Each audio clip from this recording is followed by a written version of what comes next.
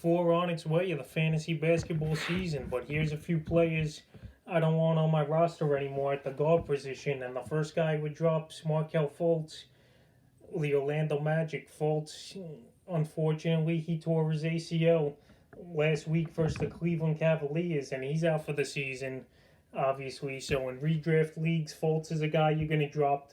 Dynasty leagues, maybe in keeper leagues, you keep him. But Fultz, I thought this season would be his best to date so far, but it just didn't work out for him. And he was struggling so far this year with his shooting percentage. But Fultz, he was the former first pick overall many years ago of the Philadelphia 76ers, but we're going down with this bad injury costing him this season, and hopefully next year Fultz comes back better than ever. At least he got his contract, which is a good thing for him.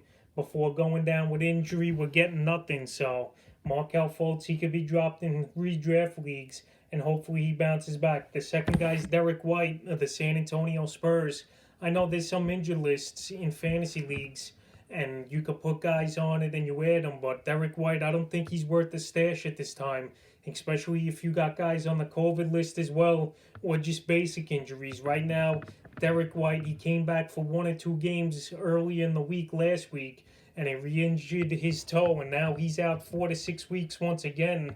So from that, White, he'll be back in week 8 to week 10 of the fantasy season, and that means he's pretty much was out half of the fantasy basketball year. And White, I wouldn't wait for him.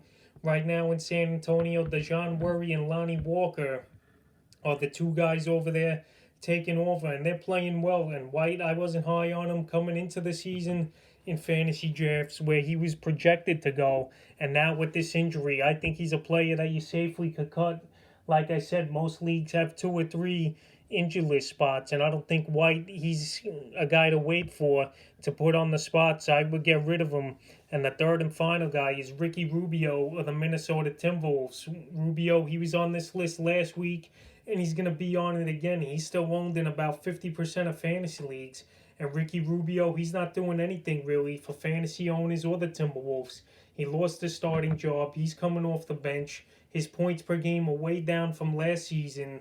Even his assists are down, even though the last couple games he's got 6 and 7. But right now he's not producing for fantasy owners. And he's a player I think you could get away from. And if he does break out again, you go pick him up. But right now I would drop him. So that's a few guards I would drop here heading into week 4 of the fantasy basketball season.